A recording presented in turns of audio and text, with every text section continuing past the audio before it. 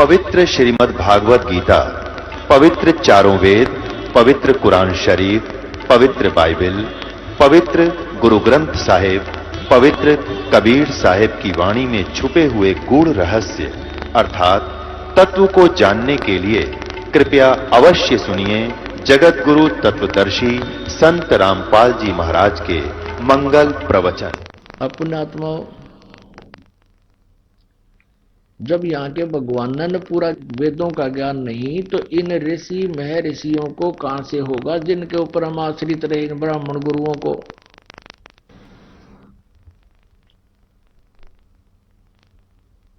जिस अज्ञानता के कारण उन्होंने हमारे पूर्वजों को वर्णित करके शास्त्र विरुद्ध साधना करवा के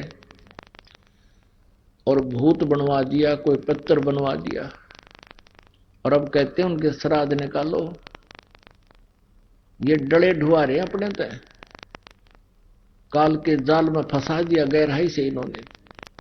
अब आप स्वयं शिक्षित हो, वही सदग्रंथ विधान प्रभु का हमारे पास उपलब्ध है। इस शिक्षा का यदि आपने लाभ उठाना है तो इसका एक ही लाभ है, हम भगवान पहचान सकते हैं। न इस पेट के लिए तो भाई कोई तो चाहे कितना विद्वान बन ले, कितना एजुकेटेड बन ले, वो क्या करेगा, माया जोड़न की मशीन बन जाएगा और वो सारी उम्र अपना जीवन व्यर्थ कर जाएगा, लाखों करोड़ों रुपये डिपॉजिट कर जाएगा। और उसके बच्चे, क्योंकि उनको तो पढ़ा पाओगा, धन उसने न जरूरत है कोई ना मेहनत करने की, वह फिर उसने फुर्र करेंगे फुर्र, और वो पाप तो उसके ऊपर रखेंगे और वो बालक बिगड़ेंगे, डबल उसको लॉस होगा। अपना जीवन खोया और बालका ने बिगाड़ गया। और मिलना वही है जो उसके भाग्य में होता है। परमात्मा उसको अवश्य देता है यदि वो ठीक ढंग से भक्ति करता है, साधना करता है, तो वो धन आपको फिर एक ही नंबर से मिल जाता है। भक्ति में ज्यादा ध्यान रखे, जो मिलना है वो तो मिलना ही मिलना है, परमात्मा फिर साथ हो जाता है। तो इस प्रकार यदि इस एजुकेशन का लाभ आपने उठाना है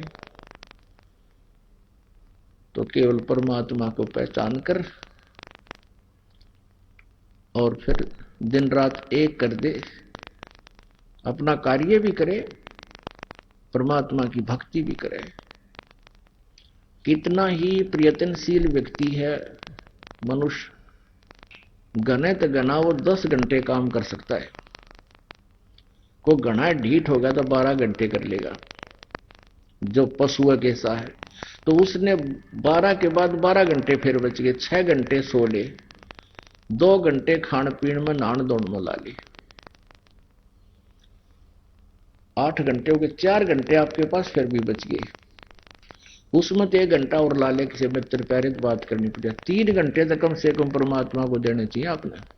और वो 3 घंटे दिए हुए आपके, इन्होंने एक जगह बैठ के देने हैं। आप चलते चलते वो समय जितना भी, जब भी जैसे किसी बात कर रहे हो, बात आपकी समाप्त हुई, वो अपने रास्ते चला, आप माला उठा लो, वो समय आपका।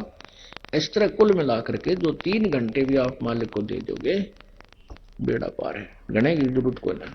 अब प्रसंग चल रहा है कि हमने सबसे पहले ये देखना है कि जो हमारे सिलेबस हमारा क्या बताता है, हमारे सदग्रंथ क्या बताते हैं, और सिलेबस से बाहर यदि हम कोई शिक्षा ग्रहण कर रहे हैं तो फिर हम एग्जाम में फेल हो जाते हैं। और यही कारण रहा कि हमारे जो आध्यात्मिक गुरु थे वो अपने सिलेबस से परिचित नहीं थे, और जिस कारण से उन्होंने हमें दंत कथा सुना सुना के हमारा जीवन नष्ट कर दिया। अब हम उस सिलेबस को आपके रूबरू करा रहे हैं, और आप भी बुद्धिमान हो, सबके घर में ये पुस्तकें रखी होंगी अवश्य, नहीं तो आप खरीद सकते हो, देख सकते हो, जन्ना विश्वास होता है। एक बार हम एक महाराष्ट्र के अंदर औरंगाबाद, नासिक, अहमदनगर, इन बहुत से शहरों में हमने सत्संग किए थे, 4-4, 5-5 दिन के, ऐसे टेंट लगा लगा कर।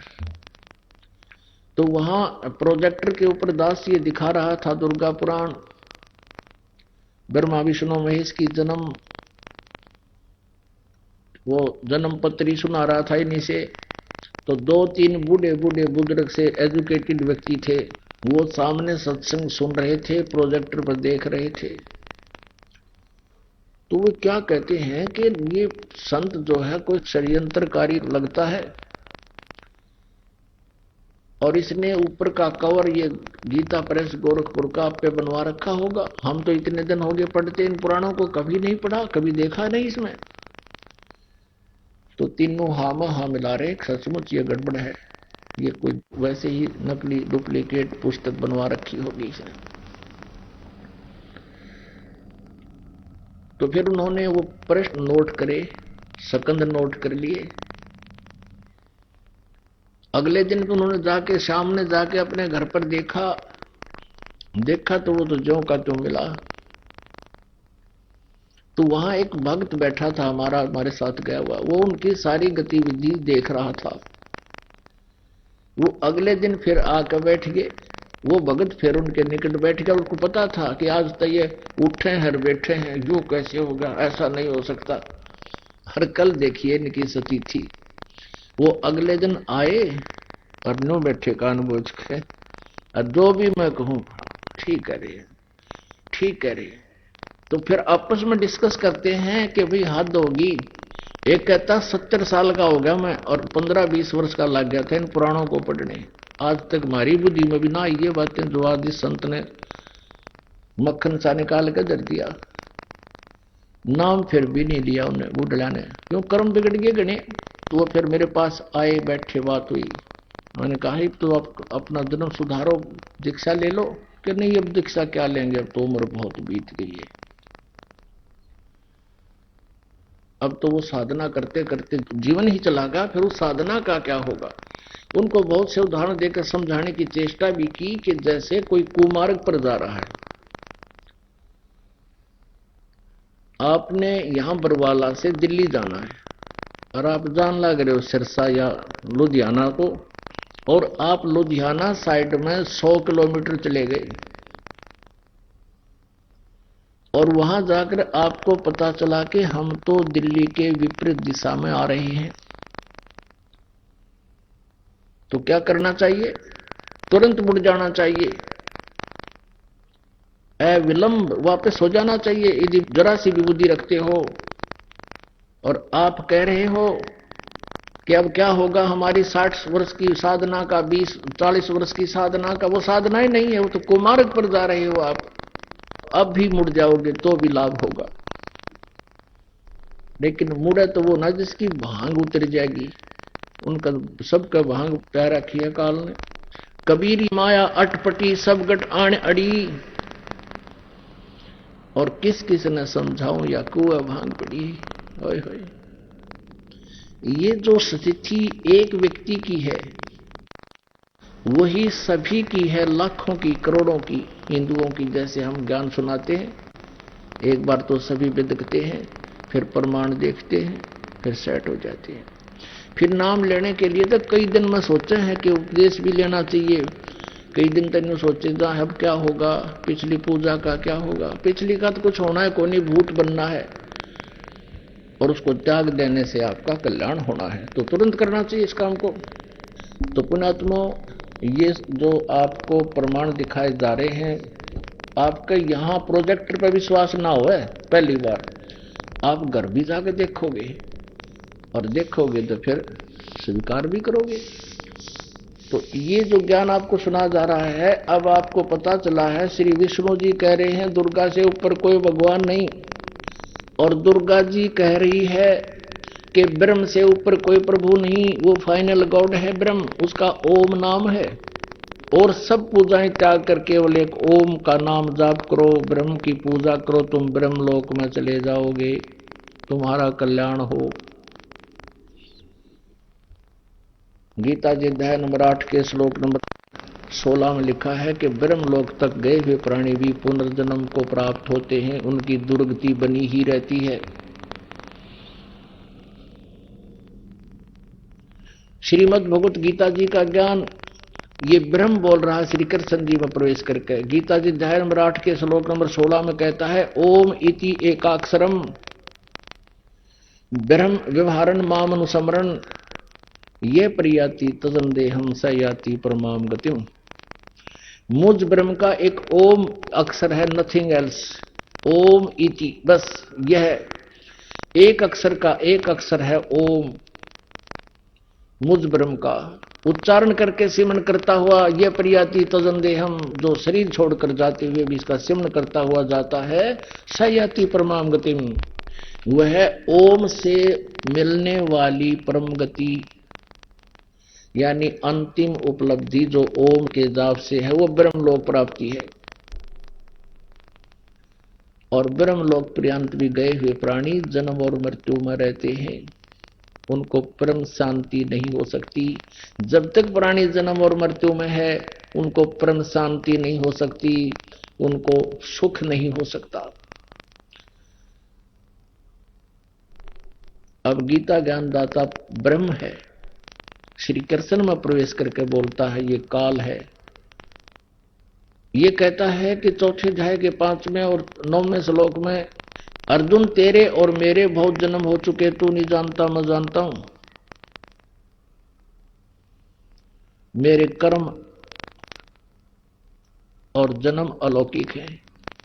गीता जी अध्याय नंबर 2 के श्लोक 12 में गीता ज्ञानदाता कहता अर्जुन तू ये ना समझे कि तू मैं और ये राजा पहले नहीं जन्मे थे और आगे ना जन्म होगा। हम आगे भी जन्मेंगे, पहले भी जन्मे थे। गीता जी अध्याय नंबर 2 के श्लोक नंबर 17 में कहा कि अविनाशी तो उसको जान जिसको मारने में कोई सक्षम नहीं है। और जिस परमेश्वर ने सारे ब्रह्मांडों की रचना की है, इसलिए गीता जी अध्याय नंबर 15 के श्लोक नंबर 1 से लेकर 4 तक कहा है कि जो तत्वदर्शी संत होगा वो उल्टे लटके हुए संसार रूपी वृक्ष के सभी विभाग बता देगा। तना कौन है, डार कौन है, मूल कौन है और शाखा और पत्ते क्या है। उस तत्वदर्शी संत जो चौथे अध्याय के 34वें श्लोक में जिसका वर्णन किया है कि उसको तत्व ज्ञान परमात्मा पूर्ण परमात्मा की जानकारी तत्वदर्शी संतों से समझो पूछो, उसकी पहचान बताई है 15वें अध्याय के 1 मंत्र में। फिर चौथे श्लोक में कहा कि उसके पश्चात उस तत्व ज्ञान रूपी शस्त्र के द्वारा इस अज्ञान रूपी अंधकार में इस अज्ञान को काट कर यानी समझ कर परमेश्वर के उस परम पद की खोज करनी चाहिए, जहां जाने के बाद साधक फिर लौटकर संसार में कभी नहीं आते, उनकी जन्म मृत्यु कभी नहीं होती। और जिस परमेश्वर से इस संसार रूपी वृक्ष की प्रवृत्ति विस्तार को प्राप्त हुई है, अर्थात जिस परमेश्वर ने इन सभी संसार को रचा है, सभी ब्रह्मांडों की रचना की है। गीता ज्ञानदाता कहता केवल उसी की भक्ति करनी चाहिए तन मन धन से, यानी पूर्ण समर्पण भाव से। अपनी भी नहीं कहता, अपने के लिए कहता है कि 8वें अध्याय के 5 और 7 में कि मेरा सिमरण करना है। बताया जी 8वें अध्याय के 13वें श्लोक में ओम नाम है, और तूने यदि मेरे पास रहना है तो मेरा सिमरण कर, मुझे प्राप्त होगा। युद्ध भी करना होगा तुझे, और युद्ध करना पड़ेगा, फिर शांति कहां। गीता जी अध्याय नंबर 18 के श्लोक नंबर 62 में कहा कि अर्जुन इसलिए तू सर्वभाव से उस परमेश्वर की शरण में जा, जिसकी कृपा से तू परम शांति को और सनातन परम धाम को प्राप्त होगा, यानी तेरा फिर जन्म नहीं होगा, तेरी मृत्यु नहीं होगी। उसके लिए उसने कहा कि तत्वदर्शी संत से पूछो।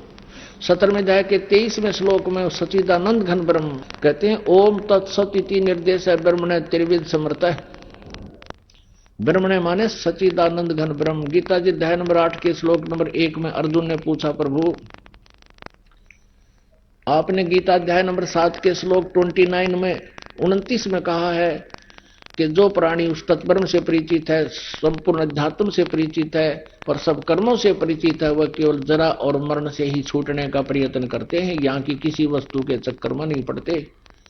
तो 8वें अध्याय के 1 में अर्जुन ने पूछा वो किम तत्ब्रह्म, फिर वो तत्ब्रह्म कौन है जिसको जानने के बाद फिर यहाँ के किसी भी वस्तु की डिमांड नहीं रहती, वो यहां से छुटकारा ही चाहते हैं।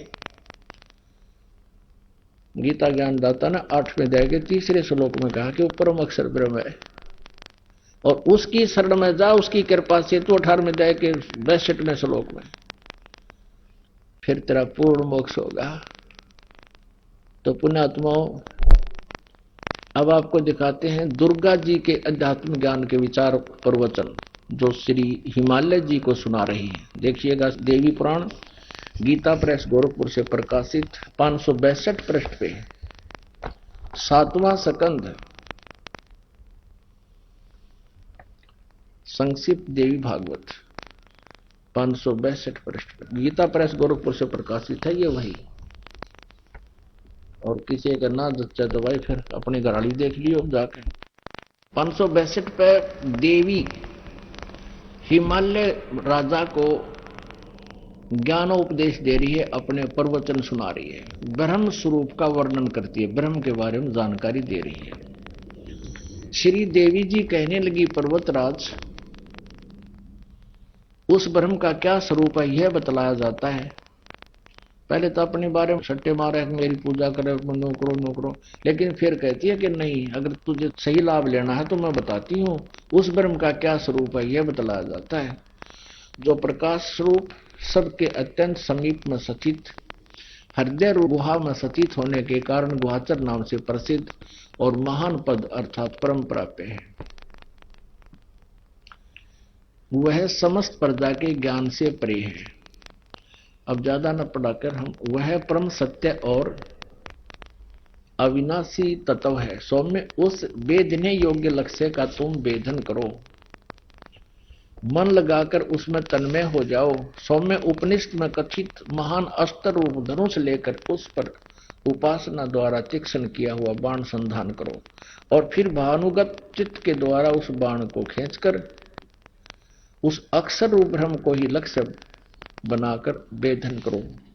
प्रणव ओम तो धनुष है, प्रणव कहो, ओम धनुष है, जीवात्मा बाण है और ब्रह्म को उसका लक्ष्य कहा जाता है। यानी जीवात्मा ओम नाम का जाप करे और ब्रह्म को पाने का उद्देश्य रखे। उस एकमात्र परमात्मा ही को जाने, क्योंकि ब्रह्म की तरफ संकेत कर रही है, ये ब्रह्म को सुप्रीम पावर मानती है देवी। उस एकमात्र परमात्मा को ही जाने, दूसरी सब बातों को छोड़ दे, यानी सब पूजाएं त्याग दे। यही अमृत रूप परमात्मा के पास पहुंचाने वाला पुल है। संसार समुद्र से पार होकर अमृत स्वरूप परमात्मा को प्राप्त कराने का यही सुलभ साधन है। इस आत्मा का ओम के जप के साथ ध्यान करो। ओम से जो होने वाली परम गति है वो बताई जा रही है। ओम के जप के साथ ध्यान करो, इससे अज्ञान में अंधकार से सर्वथा परे और संसार समुद्र से उस पार जो ब्रह्म है उसको पा जाओगे, तुम्हारा कल्याण हो। ओम नाम का जाप करने से ब्रह्म को प्राप्त होगे। और वो ब्रह्म रहता कहाँ है ये देखिएगा, ये 563 पृष्ठ पर हम पढ़ रहे हैं। वह यह सबका आत्मा ब्रह्म ब्रह्म लोक रूप दिव्य आकाश में स्थित है, वो ब्रह्म लोक में रहता है।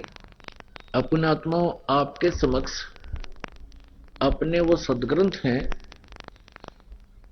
जिनसे हमें ये ज्ञान हो रहा है कि किस देव में कितनी आध्यात्मिक ज्ञान था और कैसी वो साधना किया करते थे। अब श्री विष्णु जी को तो ब्रह्मा जी, नारद जी, व्यास जी कह रहे हैं कि ये सुप्रीम पावर। विष्णु जी कह रहे हैं मैं तो तपस्या करता हूं, दुर्गा की साधना करता हूं, उसकी भक्ति करता हूं, इसके ऊपर कोई भगवान मैं नहीं जानता।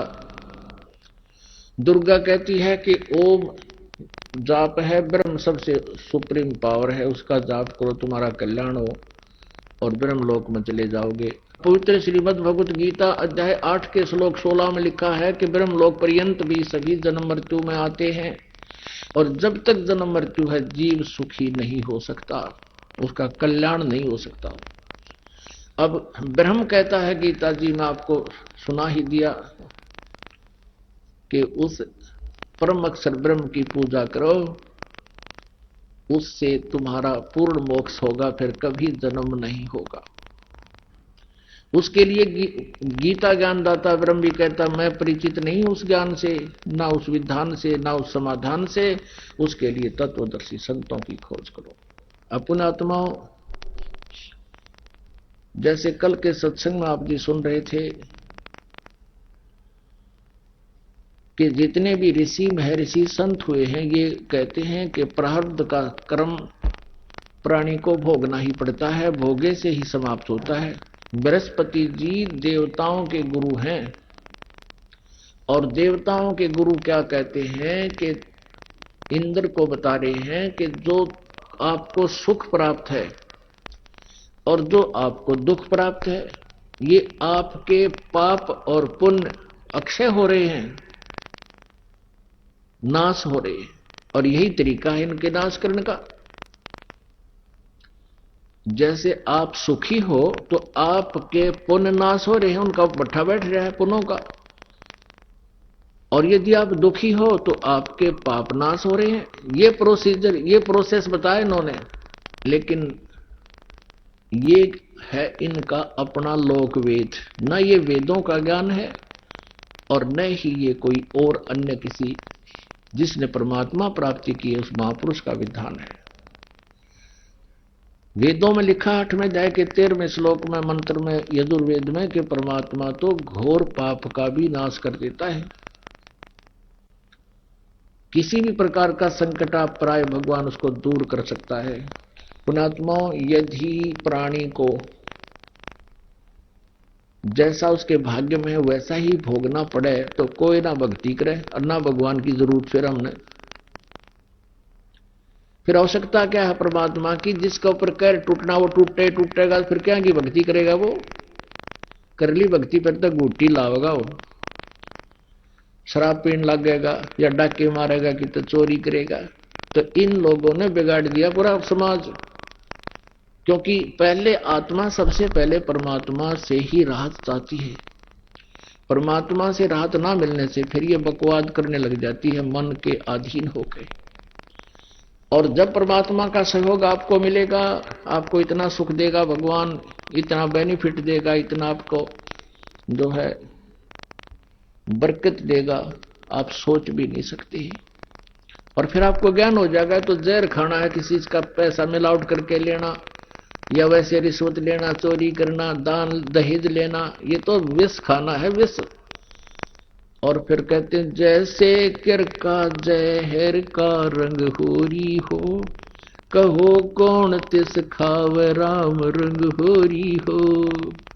कहते हैं परमात्मा के नाम से होरी माने खुशी होगी, और जहर के करका जहर का कण भी कौन खाओगा? न्यू पता लग गया यू कण पड़ा जहर का, विष का हाथ भी ना लावा आदमी। तो ये जो भी आज आप अज्ञानतावश ये रिश्वत लेते हो, चोरी करते हो, किसी और से धन लेकर नहीं देते हो, इस आध्यात्मिक ज्ञान से आपको पता चलेगा ये विष खा रहे हो, विष। और फिर इस जहर ने कौन खाएगा? छुआ भी को नहीं, दूर का जाएगा, आग लगे कि क्या पता कैसा धन है ये। और अब बक्से को ना ट्रंका अंदर से तिजोरियां तोड़ के काट ले जाए।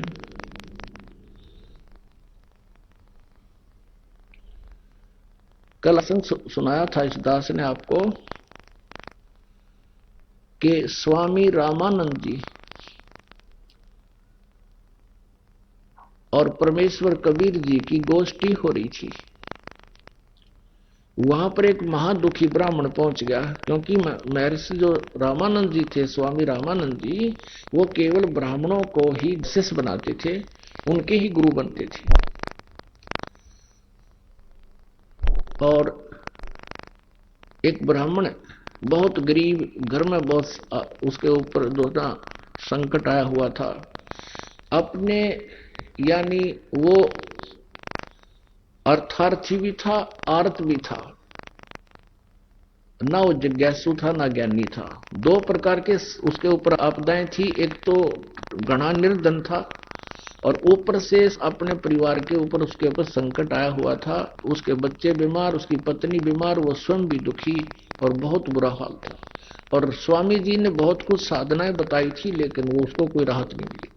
तो जब राहत नहीं मिली तो आखिर में ये सभी यही कहते हैं कि ये तेरे प्रारब्ध कर्म है, ये भोगना ही पड़ेगा। तो ऐसे लेक्चर झाड़ रहा था स्वामी रामानंद जी उस अपने शिष्य ब्राह्मण को। परमात्मा कबीर जी ने कहा, स्वामी जी जो आप कह रहे हो कि प्रारब्ध का कर्म तो भोगना ही पड़ता है, क्या कौन से ग्रंथ में लिखा है? रामानंद जी ने कहा कि देवी पुराण में लिखा है, और बृहस्पति जी भी यही कह रहे हैं, शुक्राचार्य जी भी यही कह रहे हैं, ब्रह्मा जी भी यही कह रहे हैं। अब वो देवी पुराण उठाकर पढ़ के सुना दिया स्वामी रामानंद जी ने, जैसा कल दास ने आपको शुक्राचार्य जी के और बृहस्पति जी के विचार सुनाए थे और ब्रह्मा जी के, कि उन्होंने कहा है कि कर्म तो भोगने से ही कटता है, सुख हो चाहे दुख प्राणी को भोगना ही पड़ेगा।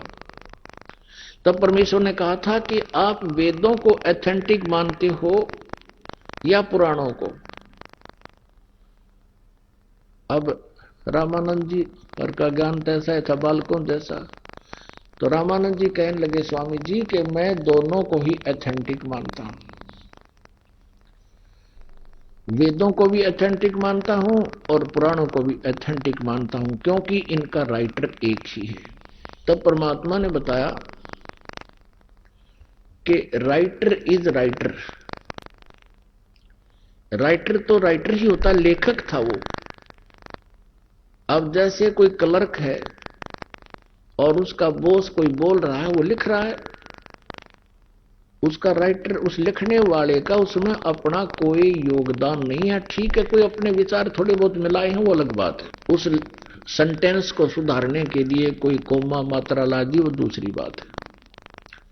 तब परमात्मा ने कहा, देखो वेद जो है, वेद ये परम अक्षर ब्रह्म के द्वारा इस ब्रह्म के अंतःकरण, काल के अंतःकरण में फीड कर दिए गए थे, फैक्स कर दिए गए थे। वो क्या कह रहे, मीडिया प्लेयर से भेज दिए थे, फैक्स कर देते।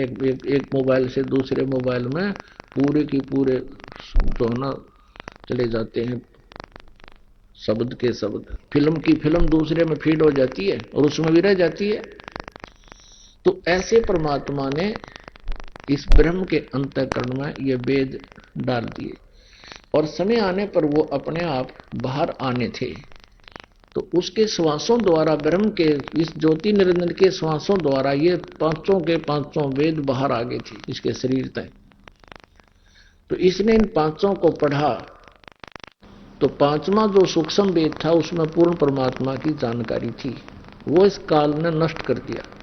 ये चार वेद दे दिए, इसमें ज्ञान तो पूर्ण परमात्मा का है, लेकिन वे ऑफ वर्शिप, पूजा का विधि मार्ग केवल ब्रह्म तक का है, ओम नाम का। तो इस जो वेदों में ज्ञान है वो पूर्ण परमात्मा की महिमा है कि वो ऐसा कर सकता है, वो ऐसा कर सकता है, वो परम अक्षर ब्रह्म है।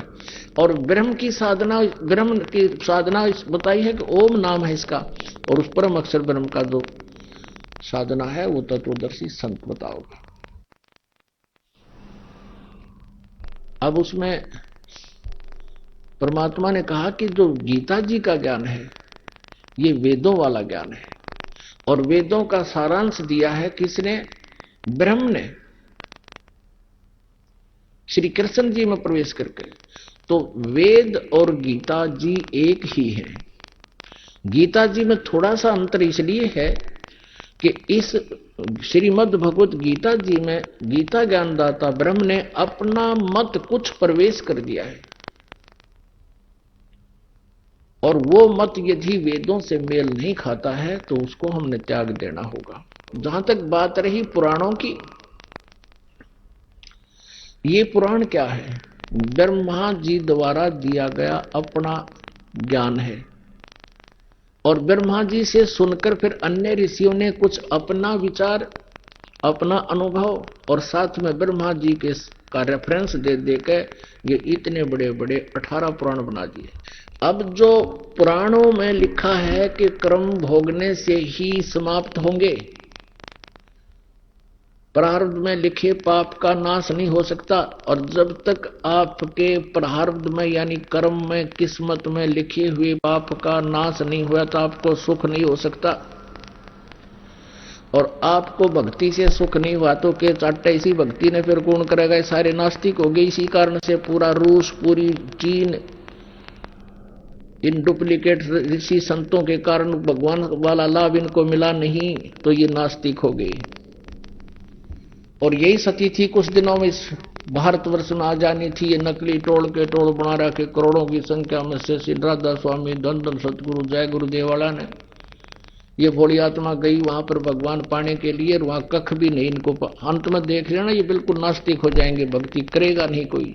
इन पर इतनी आपदाएं आएंगी, इतनी आपत्ति आ जाएंगी। अब परमात्मा कबीर जी ने कहा कि आप जी ने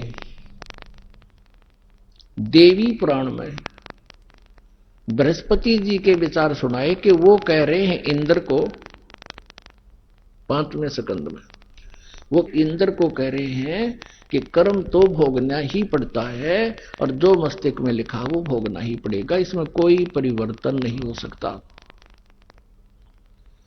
उधर से शुक्राचार्य कह रहे हैं प्रहलाद को कि ऐसा ब्रह्मा जी से मैंने सुना है, ऐसा कोई व्यक्ति इस पृथ्वी पर नहीं है जो किसी के प्रारब्ध में परिवर्तन कर दे। तो कबीर परमेश्वर जी ने कहा स्वामी रामानंद जी से कि ये विचार हैं किसी व्यक्ति विशेष के, एक ऋषि महर्षि के और ब्रह्मा जी के, ये भगवान के विचार नहीं है। पुराणों में और वेदों में भगवान का आदेश है। यजुर्वेद अध्याय नंबर 8 के मंत्र नंबर 13 में स्पष्ट किया है परमात्मा घोर पाप का विनाश कर सकता है। यदि आप दोनों को सही मानते हो तो ये तो कंट्राडिक्टरी बात होगी। पुराण कहते हैं ऐसा नहीं हो सकता, वेद कहते हैं ऐसा हो सकता है। तो वेद एथेंटिक है, विधान है, वो परमात्मा का दिया हुआ आदेश विधान है। और पुराण एक ऋषि महर्षि संत और यहाँ के इन अल्पज्ञ भगवानों का ज्ञान है। तो पुराणों में जो वेदों से नहीं मेल खाता जो ज्ञान वो व्यर्थ है, वो व्यक्ति विशेष का अपना सोच है। तो इसलिए हमने वेदों को ही फाइनल मानना होगा। अब इस तर्क के सामने स्वामी रामानंद जी के को कोई जवाब नहीं था।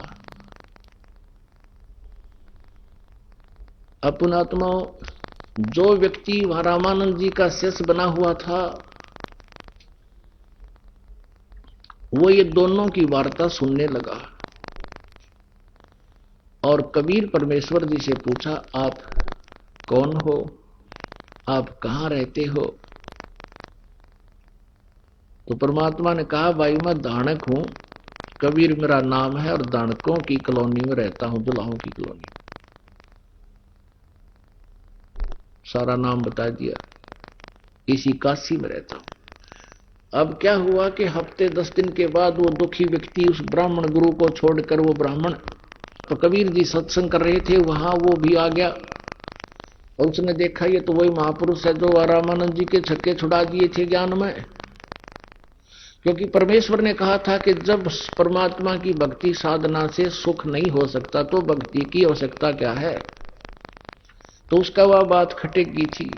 सचमुच ये तो 2 अक्षर की बात है। तो फिर परमात्मा कबीर जी से उसने कहा भगवान मैं बहुत दुखी हूं। तो परमेश्वर ने कहा भाई मैं दुल्हा हूं, शूद्र और तू ब्राह्मण है, देख ले तेरा समाज फिर तने गड़ेगा।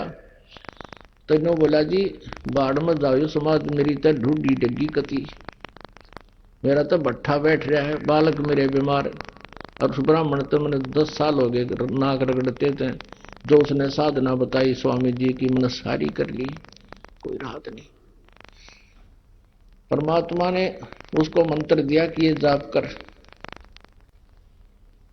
और फिर अपने बच्चों को भी नाम दिलाना है। वो तो आशीर्वाद सदाता का कहते उसी समय उसको ऐसा एहसास हो गया शरीर के अंदर जैसे कोई आपत्ति बाहर फेंक दी काट का परमात्मा। उसकी 2 जवान लड़कियां थी, 2 पुत्र थे, वो भी आप माइंड से हो रहे थे। कुछ ऐसा संकट सा उनका। उसकी पत्नी भी बहुत दुखी रहती थी। तो परमात्मा की कृपा से उसको राहत मिली। फिर बच्चों को नाम दिलाया, धीरे धीरे सब स्वस्थ हो गए। 2 या 3 वर्ष के अंदर उनका सब संकट दूर हो करके सब कर्ज मुक्त भी हो गए। अब पुण्यात्माओं, अब वो प्राणी इतना सुखी हो गया, जगह जगह जावे, अपने रिश्तेदारों को बतावे, जो दुखी थे उनसे कहे कि आ जाओ, नाम ले लो मेरे गुरुजी से, तुम भी सुखी हो जाओगे। देखो आज मैं कितना सुखी हो गया। अब जो थोड़ा बहुत कोई सुखी है वो परमात्मा को नहीं चाहता। और परमात्मा अपने विधान में बताते हैं कि सुख के माथे आग लगो, पत्थर पड़ो, जिस ते नाम हृदय ते जा, और बलिहारी उस दुख के जो पल पल नाम रटावे। अब जिस प्राणी को आज सुख है वो दुर्भाग्य है उसका। किसका? जो भक्ति नहीं कर रहा। और भक्ति कर रहा तो ये सत भक्ति नहीं कर रहा। और सौभाग्य उस व्यक्ति का जो महादुखी था और यहां आ गया रहते, उसको राहत मिलेगी, ये ज्ञान मिलेगा, भगवान मिलेगा। तो यहां परमात्मा कहते हैं इसे सुख का आग लगा, जिससे भगवान तो दूर हो प्राणी। और बलिहारी उस दुख के जो पल पल नाम रटावे। हे परमात्मा ऐसा दुख भी राखियो ताकि आपकी याद बनी रहे। एक बार क्या हुआ कि एक सर्वानंद नाम का एक महर्षि था। श्रीमद् भगवत गीता अध्याय नंबर 7 के श्लोक नंबर 12 से लेकर 15 तक इन तीनों भगवानों की साधना, त्रिगुणमयी माया, रजगुण ब्रह्मा, सतगुण विष्णु, तमगुण शिव जी की साधना करने वाले को रिजेक्ट किया है। त्रिगुणमयी माया के द्वारा जिनका ज्ञान हरा जा चुका है, वो राक्षस स्वभाव को धारण किए वे मनुष्यों में नीच दूषित कर्म करने वाले मूर्ख मुझे नहीं भजते। कौन कहता है? ब्रह्म, गीता ज्ञानदाता। अब कहता है कि मेरी भक्ति भी 4 जने करते हैं, 4 प्रकार के। एक आरत, गीता जी अध्याय नंबर 7 के श्लोक 16 से लेकर 18 तक बताया है। एक आरत, दूसरा अर्थार्थी, और तीसरा जिज्ञासु, चौथा ज्ञानी। फिर उन्होंने क्या कहा है कि आरत तो वो होता है जिसके ऊपर कोई आपत्ति आ जाती है और वो उस संकट के निवारण के लिए वेदों के मंत्रों से ही अपनी क्रियाएं करता है। वो कोई और सहारा नहीं लेता, जैसे जय गणेश देवा, माता थारी पार्वती, ये इस तरह के कथाएं, ये गीत नहीं गाता। वो केवल वेदों के मंत्रों से ही अपना समाधान चाहता है। और ऐसी अर्थार्थी धन के लाभ प्राप्त करने वाला भी वेदों के मंत्रों से ही अपनी क्रियाएं करता है, अन्य कोई किसी की बनाई हुई कविताओं का सहयोग नहीं लेता। तो वो मेरा पुजारी है, ब्रह्म पुजारी है। और तीसरा वो होता जिज्ञासु। जिज्ञासु क्या होता है कि जैसे परमात्मा की तरफ में कोई पुण्यात्मा घर से चलता है, साधु संतों से मिलता है, तो वो उनसे ज्ञान ग्रहण कर लेता है। 2 से 4 से 10 से 5 से 20 से उसने जो भी खचड़ा ज्ञान प्राप्त होता है वो अपने अंतःकरण में ठोक के और फिर वक्ता बन जाता है। तो इसको भी गीता ज्ञानदाता ने रिजेक्ट किया है कि ये 3 मुझे पसंद नहीं। चौथा जो ज्ञानी है वो मुझे पसंद है और उसको मैं पसंद हूं, वो मुझे अच्छा लगता है। अब हम यहां जिज्ञासु के ऊपर आते हैं। जिज्ञासु एक सर्वानंद नाम के, जैसे ये महर्षि दानंद जो नकली इस कलियुग का महर्षि दानंद, ये जिज्ञासु था। इतनी तरफ थी इस पुण्यात्मा को, पिछले जन्म की भूख थी भगवान की, घर भी छोड़ गया। आगे इसने इसे कर्म ठोक मिल गए, वह संत ऋषि वो दंडी स्वामी, इसमें सारा गोबर ठोक दिया और उस गंध ने यू प्राप्त करके वक्ता बन गया जिज्ञासु। इसने फिर सत्यार प्रकाश में ठोक दिया जो का तो वो अज्ञान, वो अभी तक भोली आत्मा ने सिर पर धरे फिरे थी। तो ऐसे ही एक सर्वानंद नाम का जिज्ञासु था। फिर विद्वान बन गया। उसने अपने समय में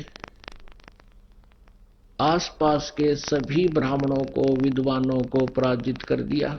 शास्त्रार्थ में 4 वेद, 18 पुराण और उपनिषद, ये 11 उपनिषद और श्रीमद् भगवत गीता, श्री सुधा सागर, यानी सभी सदग्रंथों को एक बैल के ऊपर गधे जैसा बोरा डाल के थैला उसका वहां रखा करता, ऊपर सुंदर कपड़े शुद्धता से रखता था।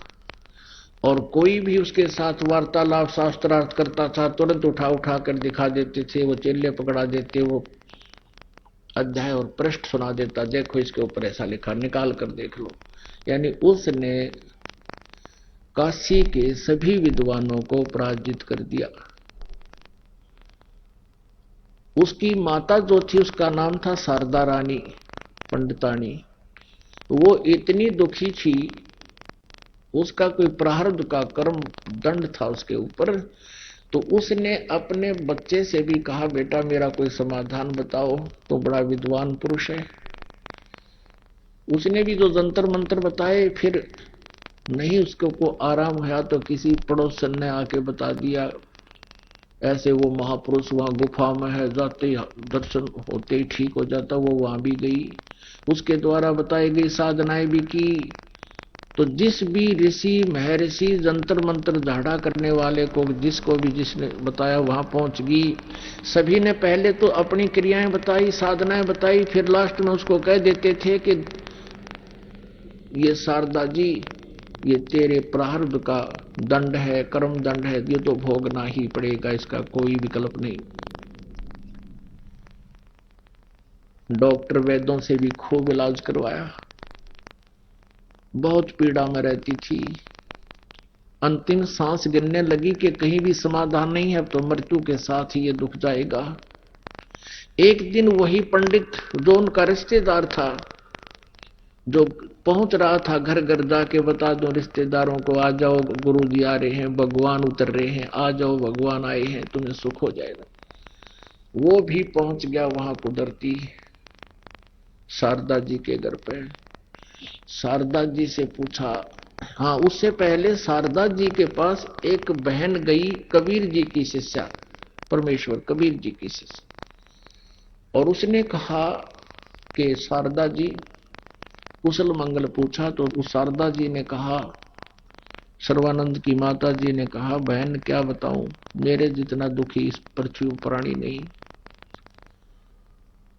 मैंने सब जगह इलाज करवा लिया, सब जगह ट्रीटमेंट, सब जंतर मंत्र, साधनाएं, भक्ति सब कर ली, मुझे कोई राहत नहीं मिली।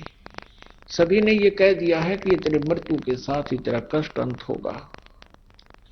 उस बहन ने, परमेश्वर कबीर जी की शिष्या ने कहा कि शारदा एक अर्ज मेरी मान ले, तो हमारे भगवान से, गुरुदेव से उपदेश ले ले, परमात्मा आए हैं। शारदा ने कहा कि कौन है आपके गुरुजी? वैसे तो मेरा दिल टूट चुका है, पृथ्वी पर कोई समाधान करनिया नहीं है, फिर भी आप इतना दृढ़ता से कह रही हो, बताओ आपके गुरुजी कौन है, कहाँ है, ट्राई कर लेती हूँ। उस बहन ने कहा कि मेरे गुरुदेव कबीर जी हैं, परम पूज्य कबीर जी। उसने पूछा, शारदा ने पूछा, वो कहाँ रहते हैं? परमात्मा की शिष्या ने बताया कि वो जुलाहों की कॉलोनी में रहते हैं। जुलाहों की कॉलोनी में क्या काम करते हैं? कि वो कपड़ा बुनते हैं, धानक है, वो कहा जुलाहा है, धानक है, और क्या जुलाहों की कॉलोनी में, और पंडित जी क्यों करेंगे? ये तो अंडरस्टूड है। वो एकदम तो पड़ी थी खाट पर बैठ की, ने बोली, खबरदार जब मुझे ऐसा बोला है, हमारी तो इज्जत का नाश हो जाएगा, हम दानक से नाम लेंगे, दुल्हे से, शूद्र से। तो उसने कहा, भी ना ले तो मर, सड़क उठकाएगी। अब ऐसे ही परमात्मा कहते, सोशल छिदर मैं करूं अपने धन के काज। ये हम सब उस परमात्मा कबीर जी के बच्चे हैं। इस काल ने अपने दूतों के द्वारा हमें ही, हमारे ही में से ही अपने दूत सेलेक्ट कर रखे हैं, जो मिसगाइड करते फिरते हैं। और भगवान से दूर कर रखे हैं। लेकिन वो भगवान, वो परमात्मा हमारा पिता है और पिता अपने बच्चों में भेदभाव नहीं करता। फिर उसको प्रेरणा हुई, जो रामानंद जी का शिष्य था, फिर कबीर जी के पास आकर सर्व सुख प्राप्त कर चुका था, वो कुदरती पहुंच गया उस अपनी रिश्तेदारी में। पुरानी सी रिश्तेदारी थी शारदा जी के साथ। वहां कुशल मंगल हुआ तो पता चला कि वो तो बहुत दीर्घ रोग से है, असाध्य रोग से पीड़ित है। शारदा जी ने सारी कथा सुना दी कि मैंने सब जगह देख लिया, कोई राहत नहीं। तो उस व्यक्ति ने कहा, जो वो ब्राह्मण था, उसने कहा, शारदा आप मेरी रिलेटिव भी हो, मुझ पर विश्वास करना। मैं कितना दुखी था, मेरे ऊपर कितनी आपदाएं थी, मेरी क्या स्थिति थी, आप खूब परिचित हो, खूब परिचित हो। और मैं सब स्वस्थ हो गया, मेरे बच्चे भी स्वस्थ हो गए, मेरे घर पर भी आज सुख 2 समय की रोटी बहुत अच्छी मिल रही है। आपका कष्ट नहीं रहेगा, आप मेरे गुरु जी से उपदेश ले। तो उसने सोचा कि शारदा को एक आशा की किरण दिखाई दी कि ये तो ब्राह्मण है, इसने अवश्य कोई ब्राह्मण गुरु बनाया होगा। तो उसने पूछा, आपके गुरुजी कौन है, क्या नाम है, कहाँ रहते हैं? तो उस व्यक्ति ने बताया, मेरे गुरुजी परम पूज्य कबीर साहब जी हैं और यहाँ हरिजन कॉलोनी में रहते हैं, जुलाहों की कॉलोनी में। उसका फिर 3 टोड़ी पड़ी, कहती वो धानक, वो नीरू का पुत्र, जो उसने सारा वेरीफाई कर लिया था कि नहीं, मैं उससे उपदेश नहीं ले सकती।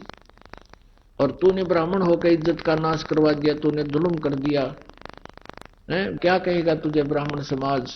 तब उसने सारी कहानी बताई कि पहले इस ब्राह्मण समाज ने मृत के दे दिया था, रिश्तेदारों के पास जाता था, 10 रुपए उधारे लेने मुंह फेर लिया करते थे, और मुझे देखते ही न सोचा करते ये आपत्ति आ गई, कुछ मांगण आया होगा। और आज मेरे पास वो सुख दे दिया इस परम पिता ने, और बाढ़ में जाओ तेरा समाज। और यदि तूने अपनी जान बचानी है तो शारदा नाम ले ले, और आज तू ब्राह्मणी है, कल न मृत्यु होकर तू हरिजना का पैदा होगी तो फिर क्या कर लेगी? क्या तेरे हाथ में सब कुछ? तो वह काफी झंझोड़ दी उसने, और इस बात से वो परिचित थी कि इसका 10 बहुत दुरुक्ति हो रही थी। अब क्या होता है, परमात्मा भी कच्चे काम नहीं करता। ऐसे ही कोई भगत और पहुंच गया उसके पास, एक भगतनी, उसने भी शारदा को छेड़ दिया कि तू वहां से नाम ले ले। मैं भी नाम ले रही हूं, देख मेरा सुख हो गया, मेरा ये तकलीफ थी, मेरा बेटे की ऐसी आनी थी। आइए अब हम उन श्रद्धालुओं के अनुभव जानते हैं जो जगत गुरु तत्वदर्शी संत रामपाल जी महाराज जी से दीक्षा प्राप्त कर चुके हैं तथा उनके द्वारा बताए गए भक्ति मार्ग पर चल रहे हैं। नमस्कार सर। सतसाहिब जी। सर क्या नाम है आपका? रमेश कुमार। सर कहाँ के रहने वाले हैं आप? सर गांव भोजरा सर, तहसील सरदार सर, जिला चूरू, राजस्थान का निवासी हूँ जी। सर संत रामपाल जी महाराज से नाम दीक्षा लेने से पहले क्या आप कोई भक्ति साधना भी करते थे?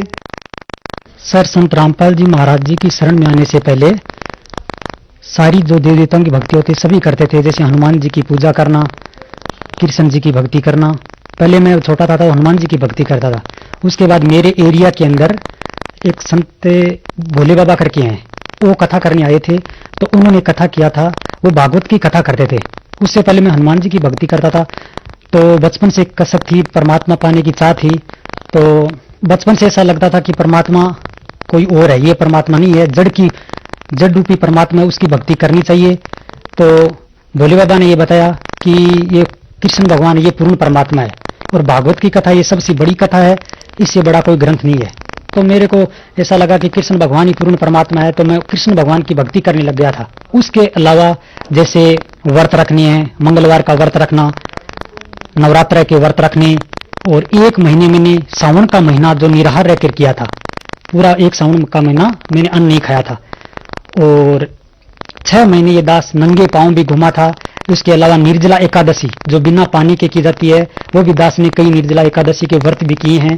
सर जैसा कि आपने बताया आप इतनी सारी पूजाएं करते थे, कृष्ण जी की भक्ति करते थे, शिव जी की भक्ति करते थे, तथा 1 महीने तक उपवास भी रखा, तो सर इतनी सारी भक्ति करने के बावजूद भी आपने संत रामपाल जी महाराज से नाम उपदेश क्यों लिया? सर प्रथम तो संत रामपाल जी महाराज जी का ज्ञान बहुत अच्छा लगा, उनकी पुस्तक मैंने पढ़ी, वो बहुत अच्छा लगा। दूसरी, जैसे मेरे शरीर में इतनी व्रत और साधनाएं करने की वजह से शरीर भी कमजोर हो गया था और पेट में भी तकलीफें रहने लगी थी और घर में भी बहुत टेंशन रहती थी, जैसे मतलब लड़ाई झगड़े करना घर में, और मेरे को गुस्सा भी बहुत आता था। लेकिन संत रामपाल जी महाराज की शरण में आने के बाद वो सब परमात्मा की दया हुई, सब नॉर्मल हो गए। सर आप संत रामपाल जी महाराज की शरण में कैसे आए? सर संत रामपाल जी महाराज जी की शरण में ऐसे आया कि मैं उस टाइम बेंगलोर में रहता था और मैं बेंगलोर से गांव आया, तो गांव में गौशाला बनी हुई है। भगवान की चाह होने के कारण मैं गौशाला में गया, तो गौशाला में एक भगत जी रहते थे। उन्होंने मुझसे नंगे पांव देखकर कहा कि आप नंगे पांव क्यों चल रहे हो? तो मैंने कहा कि भाई ऐसे चल रहा हूं। तो बोले नहीं बताओ कैसे चल रहे हो? बोले मैं बोला नहीं ऐसे चल रहा हूं। तो बोले चलो ठीक है, आप मेरे को बताओ कि सबसे बड़ा नाम क्या है? तो मैंने कहा भाई उससे पहले यही सुना था कि ओम नाम सबसे बड़ा, इससे बड़ा ना कोई, जो इसका सुमरन करे वो शुद्ध आत्मा होए। तो मैंने कहा ओम नाम सबसे बड़ा है। उसने कहा नहीं। तो मैंने कहा राम नाम सबसे बड़ा होगा। उसने कहा नहीं। तो मैंने कहा ओम नमो भगवते वासुदेवाय ये नाम सबसे बड़ा होगा। उसने कहा नहीं। तो मैंने कहा ओम नमो भगवते वासुदेवाय श्री कृष्ण गोविंद हरे मुरारी हे नाथ नारायण वासुदेवाय ये तो जरूर बड़ा होगा। तो उसने कहा नहीं।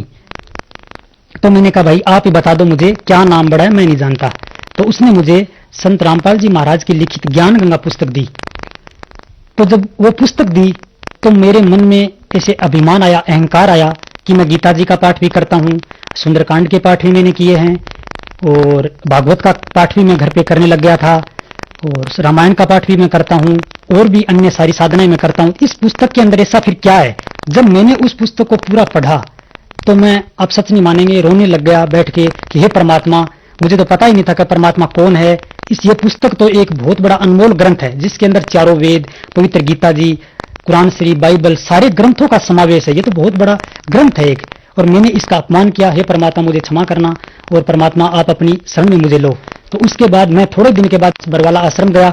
बरवाला आश्रम जाने के बाद जब मैंने वहां की स्थिति देखी, वहां का माहौल देखा, तो मेरी आत्मा गदगद हो गई कि सब अपनी अपनी मस्ती में मस्त है, कोई किसी से लड़ाई झगड़ा नहीं करता है, सब प्रेम से बैठे हैं, सब भंडारा कर रहे हैं, कोई अपनी माला कर रहा है, कोई आरती कर रहा है। तो मुझे वो माहौल बहुत अच्छा लगा कि यार, तो यहाँ तो जैसे उससे पहले स्वर्ग ही सुना था, सतलोक का तो संत रामपाल जी महाराज की शरण में जाने के बाद ज्ञान हुआ है कि भाई यहाँ तो साक्षात स्वर्ग है। दूसरे दिन सारा माहौल देख के संत रामपाल जी महाराज जी के आश्रम में 22 अक्टूबर 2011 को दीक्षा ग्रहण की। सर संत रामपाल जी महाराज की शरण में आने के बाद क्या आपको कोई लाभ प्राप्त हुए?